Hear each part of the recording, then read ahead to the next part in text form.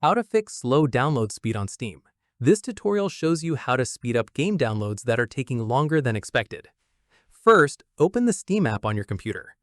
After that, click on Steam at the top left, then click Settings. From there, click on the Downloads tab. At this point, check your download region, then try switching it to a server closer to your actual location. In the next step, click OK to save this change. Following this, still within downloads, look for Limit Bandwidth to and make sure it's not accidentally capped at a low speed. Once done, set it to No Limit if it's currently restricted.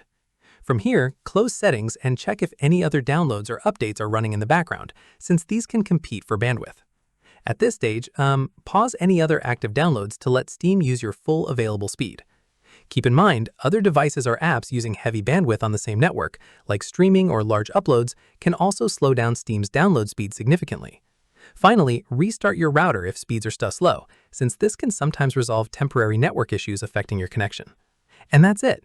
If this guide helped you fix slow download speed on Steam, give it a like, subscribe for more Windows tutorials, and tap the bell icon for updates. See you in the next one.